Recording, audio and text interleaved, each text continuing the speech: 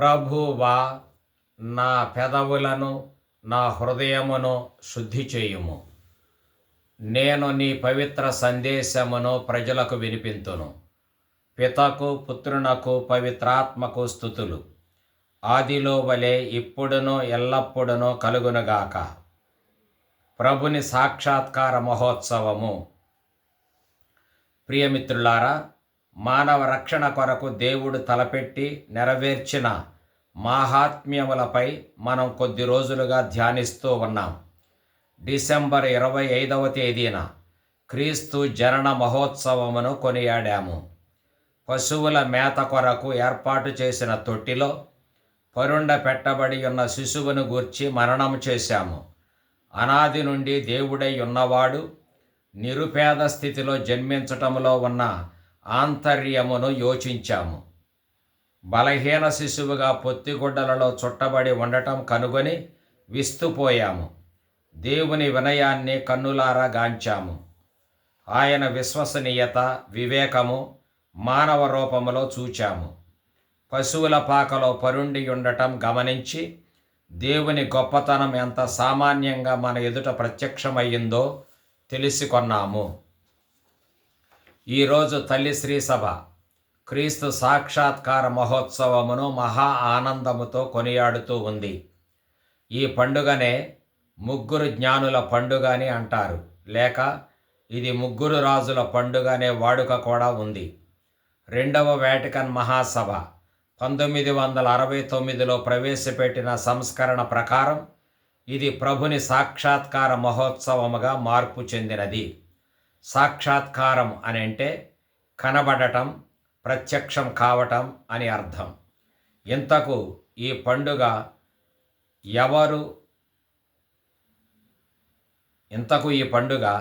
ఎవరు ప్రత్యక్షమయ్యారు, ఎవరికి కనిపించారు అనే ప్రశ్నలకు తావు ఇస్తుంది. కనుక ఇక్కడ మనం వాటిని పరిశీలించుదాం.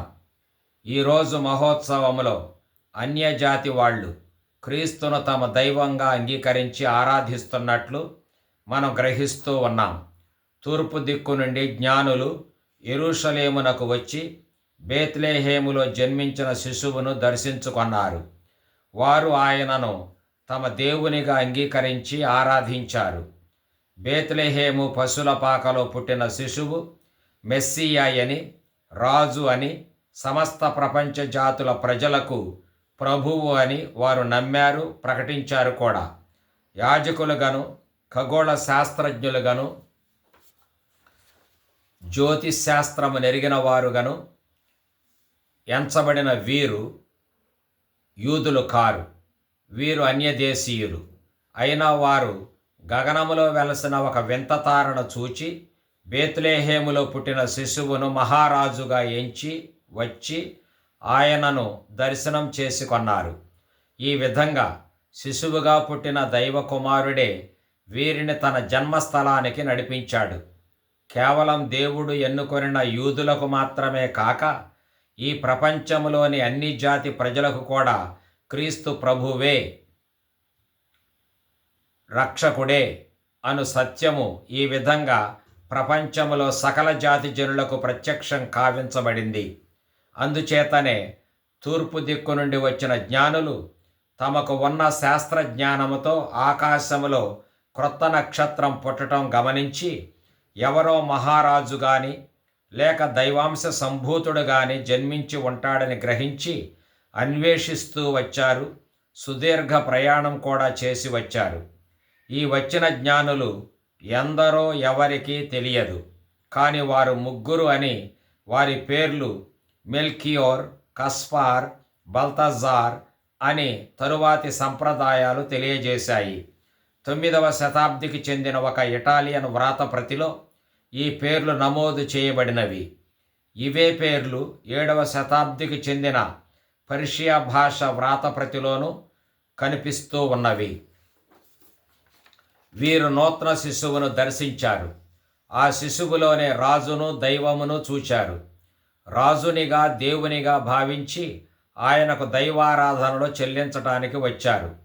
ఈ అన్యజాతి వాళ్ళు క్రీస్తును దేవునిగా అంగీకరించి ఆరాధిస్తే, స్వజాతి వారైన యూదులు మాత్రం నిమ్మకు నీరెత్తినట్లు పట్టి పట్టనట్లు ఉండిపోయారు. సమస్త ప్రజలకు రాజుగాను ప్రభువుగాను మెస్సియాగాను వచ్చిన ఆయనను నిరాకరించారు. అన్యజాతి వారి విశ్వాసంతో పోలిస్తే స్వజాతి వారైన హేరోదు, యెరూషలేము పౌరులు, క్రీస్తు ఎక్కడ జన్మిస్తాడో పవిత్ర లేఖనాల ద్వారా తెలుసుకొనిన ప్రధానార్చకులు, ధర్మశాస్త్ర బోధకులను పరమ దుర్మార్గులు. వీరంతా హేరోదుతో చేతులు జోడించి క్రీస్తు శిశువును హతమార్చటానికి ప్రయత్నించారు. జ్ఞానులు వచ్చి యూదుల రాజుగా జన్మించిన క్రీస్తు జన్మస్థలం ఎక్కడా అని మెస్సియా పుట్టు పూర్వోత్తరాలు అడిగారు. అది వినగానే తన రాజ్యానికి, తన అధికారానికి ఎక్కడ ముప్పు వాటిల్లుతుందో అని కలత చెందిన హేరోదు భయకంపితుడు అయ్యాడు. కావున అతడు ఆ శిశువును చంపించటానికి కుట్ర పన్నాడు. కనుక క్రీస్తునకు ఈ దశలోనే శ్రమలు ప్రారంభమయ్యాయి. అనగా అప్పటికే హేరోదు ఆ శిశువును చంపాలనే నిర్ణయానికి వచ్చాడు. ఈ కారణం చేతనే దేవుడు తన దూతను పంపి జ్ఞానులతో, మీరు తిరిగి వచ్చిన త్రోవలోనే తిరిగి వెళ్ళకండి, హేరోదు రాజును కలవవద్దు, వేరొక త్రోవన మీ ఇండ్లకు వెళ్ళుడు అని ఆదేశించాడు. జ్ఞానులు అట్లే చేశారు. ఇక్కడ మనం గ్రహించవలసిన అంశాలు ఇవి. ఈ జ్యోతిష్కులు సరళ హృదయులు, మెస్సియా పట్ల భక్తిభావం కలవారు. హేరోదు కుటిల స్వభావి, కఠిన హృదయుడు. మెస్సియా అనగా అభిషిక్తుడు. ఈయన పుట్టటం వలన తనకు రాజ్యభ్యుతి కలుగుతుందేమో అని హేరోదు హృదయం దురాలోచనలతో నిండిపోయింది. ఈ జ్ఞానుల్లాగానే మనం కూడా సరళ హృదయంతో ప్రభువును వెదికే భాగ్యం కొరకును, వెదకి కనుగొని దర్శనం చేసుకునే భాగ్యం కొరకును సవినయంగా ప్రార్థించాలి. యెషయా ప్రవచనం 60వ అధ్యాయం 6లో, వారు షేబా నుండి ఒంటెలతో వస్తారు, బంగారాన్ని ధూప ద్రవ్యాన్ని తీసుకొని వచ్చి ప్రభువునకు వందనాలు అర్పిస్తారు అనే ప్రవచనం ఉంది. ఈ ప్రవచనం మెస్సియాను గూర్చే, అనగా క్రీస్తును గూర్చే. కీర్తన 72:10-11లో, షేబా రాజులు కానుకలతో వస్తారు, రాజులందరూ అతనికి నమస్కారం చేస్తారు అని మెస్సియా రాజును గురించి చెబుతుంది. రాజులు మొదటి గ్రంథం 10వ అధ్యాయం 10వ వచనంలో, షేబా దేశపు రాణి సొలొమోనును దర్శించి అతనికి రత్నాలు, బంగారము, సుగంధ ద్రవ్యం బహుమానంగా సమర్పించిందని చెప్పబడింది. ఈ కానుకలను గూర్చిన వాక్యాలను మనస్సులో పెట్టుకొని మత్తయి సువార్తకారుడు క్రీస్తు పాపకు కానుకలు తీసుకొని వచ్చినట్లుగా చెప్పాడు. ఇక్కడ అన్యజాతులకు చెందిన జ్ఞానులు కొందరు వచ్చి క్రీస్తు పాపను ఆరాధించిపోయారు అనే విషయాన్ని మనం నమ్మాలి. అంతేగాని మిగిలిన వివరాలు అనవసరం. వారెందరూ ఎక్కడ నుండి వచ్చారు? వారిలో భారతీయుడు ఉన్నాడా? నల్లజాతివాడు ఉన్నాడా? అందరూ తెల్లజాతీయులేనా అనే ప్రశ్నలు వేయటం అర్ధరహితం. రచయిత అట్టి వివరాలపై ఆసక్తిని కనబరచనప్పుడు మన తల పగలగొట్టుకోవటం దేనికి? ఈ అన్యరాజులు క్రీస్తు పాపను దర్శించటంతో యెషయా ప్రవచనం నెరవేరింది. యెషయా ఇట్లు ప్రవచించాడు. అధ్యాయం 60:1-2 వచనాలు. సియోను లెమ్ము, ఓ యెరూషలేము, మిరుమిట్లు గొలుపు కాంతితో ప్రకాశింపుము. ప్రభువు తేజస్సు నీపై వెలుగొందుచున్నది. ధరణిని చీకట్లు ఆవరించి ఉన్నను, జాతులను తమస్సు కప్పి ఉన్నను, నీపైని ప్రభువు ఉదయించును. ఆయన కాంతి నీపై తేజరిల్లును. జాతులు నీ వెలుగు వద్దకు వచ్చును, రాజులు కాంతిమంతమైన నీ అభ్యుదయమును చూడవత్తురు అని. క్రీస్తు జననంతో దివ్య తేజస్సు యెరూషలేముపై ప్రకాశించినది. అది అన్యులందరినీ తన చెంతకు ఆకర్షిస్తూ ఉన్నది. దానిలో భాగంగానే ఈ తూర్పు దిక్కు నుండి జ్ఞానులు లోకరక్షకుణ్ణి దర్శించుకొన్నారు. ఆయనకు పూజలు వనర్చుకొన్నారు. ఆయనను ఆరాధించినప్పుడు ఆయనకు కానుకలు కూడా సమర్పించారు. వీరు సమర్పించిన కానుకలు మూడింటినే ప్రస్తావించడం ద్వారా వచ్చిన జ్ఞానులు ముగ్గురు అనే వాడుక ప్రచారంలో ఉంది. కానీ వారు ఎవరో ఎంతమందో మనకు పూర్తిగా తెలియదు. వారి విషయం అలా ఉంచితే నేడు మన విషయం ఏమిటి? తూర్పు జ్ఞానుల వలె మనం మన రక్షకుని చెంతకు చేరటానికి అన్వేషిస్తూ ప్రయాణిస్తున్నామా? లేక ఆయన చెంతకు చేరే ప్రయాణం కష్టతరంగా ఉందని అసలు ప్రయత్నాన్ని విరమించుకుంటున్నామా? ప్రభువు చెంతకు చేర్చే త్రోవను వీడి మనం అనేక అల్ప విషయాలలో తలదూర్చి చిక్కులలో తగులుకుంటున్నామా? ఏదేమైనా లోకరక్షకుని చెంతకు చేరటం కానీ స్వచ్ఛందమైన ఆయన శిష్యులుగా మారటం కానీ నేటి సమాజంలో కష్టతరంగానే ఉంటుంది. యేసుక్రీస్తే లోకరక్షకుడు అని, ఆయనే సమస్త ప్రజల పాప పరిహారకుడుగా ఈ భూమిపై జన్మించిన ప్రభువు అని నమ్మిన వారిని నేటి మన సమాజం హేళన చేస్తుంది. చాలా తావుల్లో క్రైస్తవులను అగ్నికి ఆహుతి చేస్తున్న విషయం మనకు తెలుసు. దేవాలయాలు ధ్వంసం క్రైస్తవ దేవాలయాలు ధ్వంసం చేయబడుతున్నాయి. క్రీస్తు విశ్వాసులు హత్య చేయబడుతూ ఉన్నారు. క్రీస్తు ప్రభువును ఏకైక రక్షకునిగా నమ్ముకునే వారి బోధలు అరికట్టబడుతూ ఉన్నాయి. అన్యులు అనేకులు క్రీస్తును విశ్వసించిన వారిని చిన్నచూపు చూడటం, వారి ఎడల నీచభావం కలిగి ఉండటం జగమెరిగిన సత్యమే. క్రీస్తును ఏకైక రక్షకునిగా అంగీకరించి ఆరాధించే వారిని దేశద్రోహులుగా భావించటం కూడా వాస్తవమే. అందువలన క్రీస్తును అంగీకరించిన వారికి అన్ని వేళలా అన్ని తావుల్లోనూ ప్రశంసలు లభించవు. క్రైస్తవులు ఒక ప్రక్కగా వెళ్తుంటే వేరొక వైపు నుండి వారిని చూచి అవహేళనం చేసేవారు లేకపోలేదు. అనేక రకాల హేరోదులు మన విశ్వాసాన్ని వ్యాప్తి చెందనీయకుండా అరికట్టడానికిని అంతం చేయటానికిని కుట్రలు పన్నుతూనే ఉన్నారు. శిశువుగా పుట్టిన దైవ తనయునికి మోకాలు వంచే వారిని చూచి ఓర్చుకోలేకపోతున్నారు.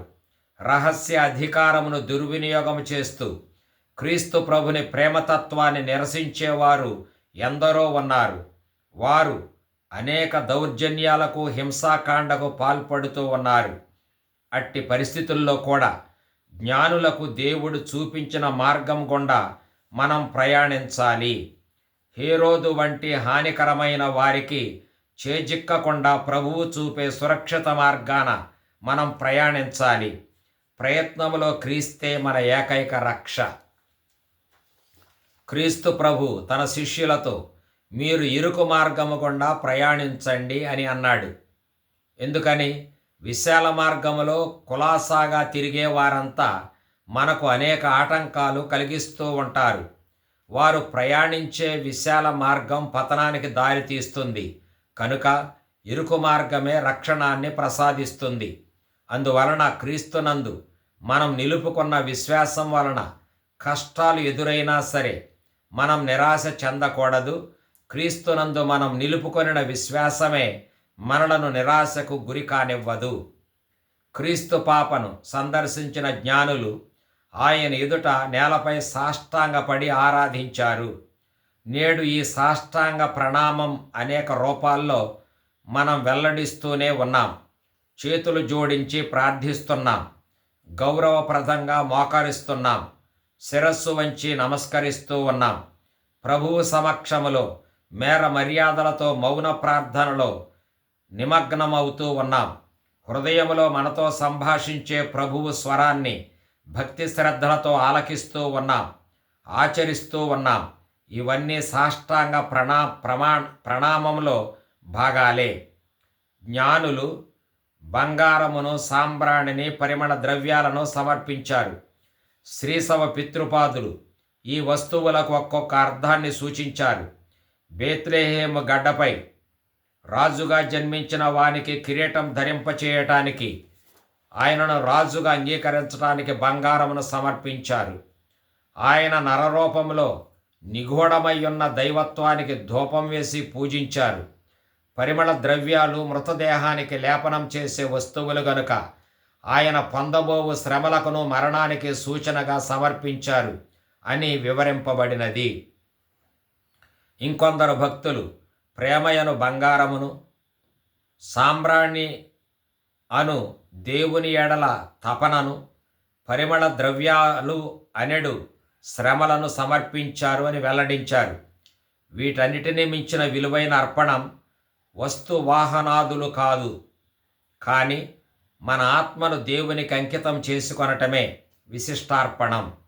ఈ కారణం చేతనే మనం అనుదినం దివ్య పూజలో ప్రభు, మా రక్షకుడగు క్రీస్తు మమ్ము నీకు నిత్యార్పణముగా రూపొందించునుగాక అని విజ్ఞాపనం చేస్తూ ఉన్నాం. ఈ నిత్యార్పణం యొక్క భావం ఏమిటి? మన జీవితంలో ఏది చేసినను, ఏది చేయకున్నను అవన్నీ దేవుని చిత్తాన్ని నెరవేర్చేవిగా ఉండాలి. ఆయనకు ప్రీతికరంగా ఉండాలి. ప్రభువునకు నిరంతరం విధేయులమై జీవించుటే మన భక్తి లక్ష్యం. ఇదే క్రిస్మస్ శిశువు అనుసరించిన మానవ రక్షణ మార్గం. శిశువుగా జన్మించిన క్రీస్తునకు అర్పణలిచ్చుటకును, ఆయనను ఆరాధించుటకును తూర్పు నుండి వచ్చిన ముగ్గురు విజ్ఞులను గూర్చి మత్తయి సువార్తకారుడు వివరించిన తీరును చూస్తే ప్రధానంగా 3 వేదాంశాలు, బోధనాంశాలు స్పష్టంగా గోచరిస్తూ ఉన్నాయి. 1. యూదుల రాజుగా జన్మించిన క్రీస్తు వినయాత్ముడు. క్రీస్తు జననంలోనే ఆయన వినయం ప్రత్యక్షమయ్యింది. ఇట్లు ప్రదర్శించబడిన ఈ వినయం ఆయన జీవితాంతం కొనసాగుతూనే ఉంటుంది. ఇదే ఆయన జీవిత సారాంశం కూడా.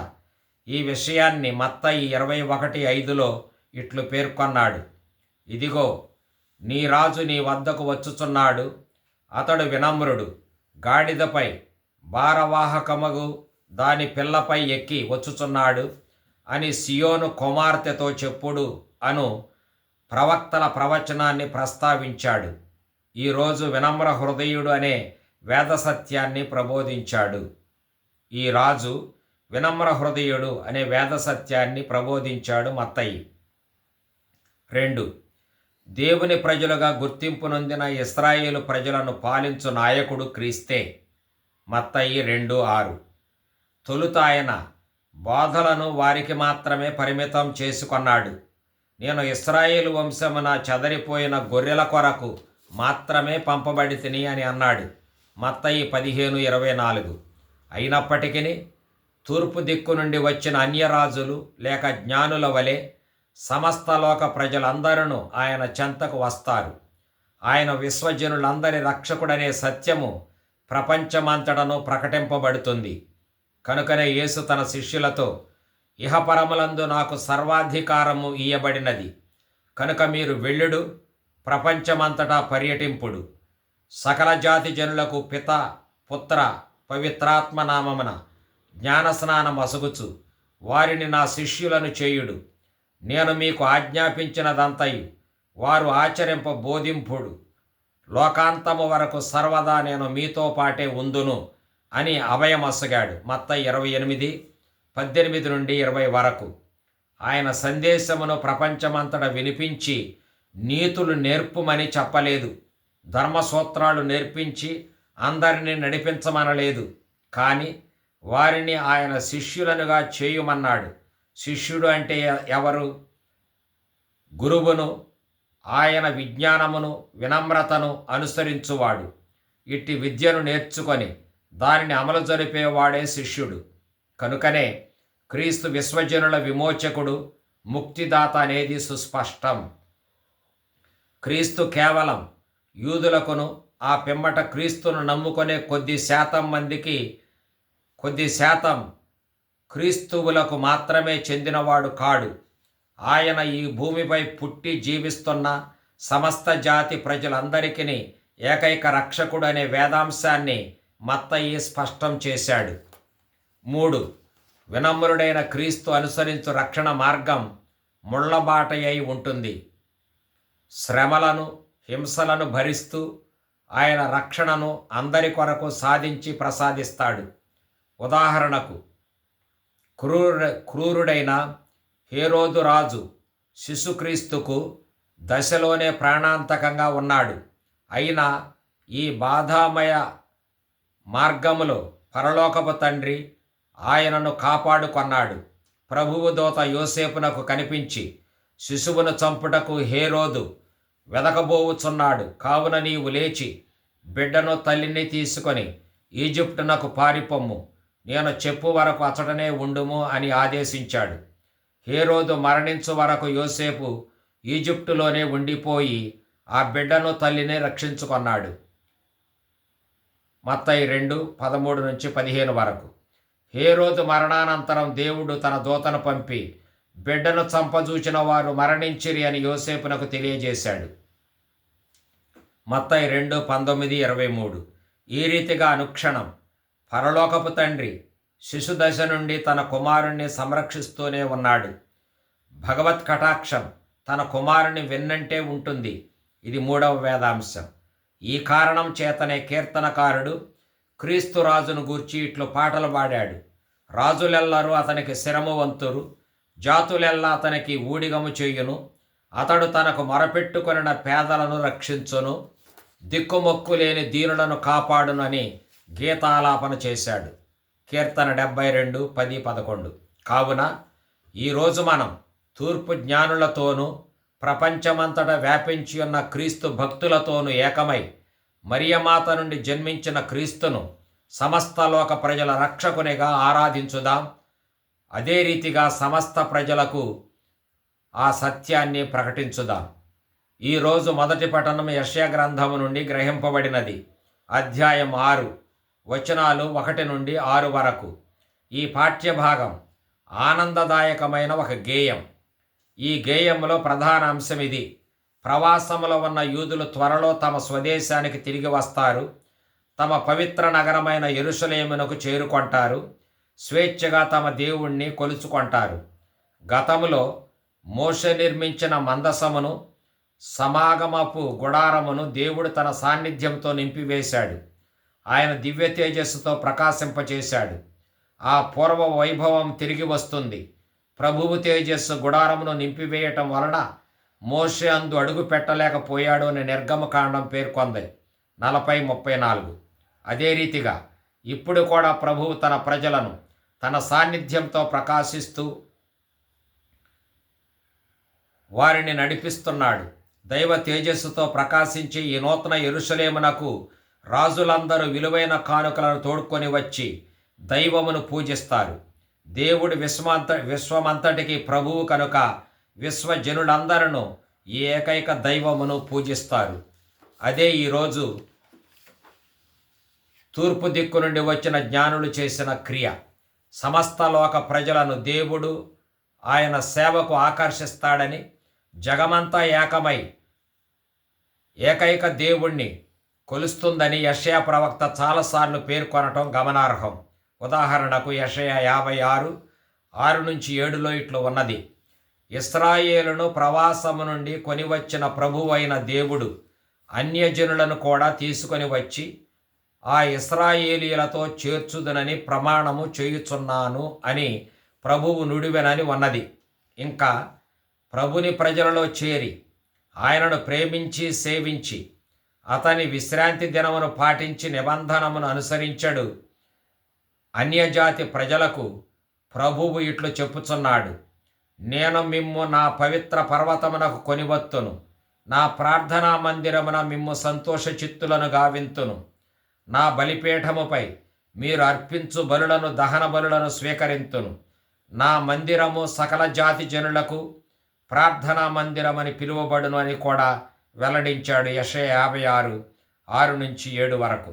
అంతేకాదు, నేను అన్యజాతులలో కొందరిని యాజకులుగాను లేవీయులుగాను నియమింతును, ఇవి ప్రభుని పలుకులు అని ప్రభువైన దేవుడు నరావతారుడైన క్రీస్తు ద్వారా సమస్త ప్రజలకు రక్షకునిగా ఉంటాడు అనే సత్యాన్ని లోకవిదితం చేశాడు. కనుక సర్వ ప్రజల రక్షకుడిగా జన్మించిన యేసు క్రీస్తును మనం ఈ లోక ప్రజలందరికీ తెలియజేయాలి. ఈ క్రీస్తును గూర్చి సత్యాన్ని బోధించాలి. అందరినీ క్రీస్తు చెంతకు ఆకర్షించాలి. సర్వలోక సంరక్షణకు, సర్వలోక పాప విమోచనకు క్రీస్తు ఏకైక సాధనంగా మనం ప్రజలకు అందజేయాలి. ఈనాడు ఈ దివ్య ధ్యానములో పాల్గొని ఆనందించిన ప్రతి ఒక్కరిని ఏకైక రక్షకుడైన క్రీస్తు దీవించునుగాక. పిత, పుత్ర, పవిత్రాత్మ నామమున ఆమెన్.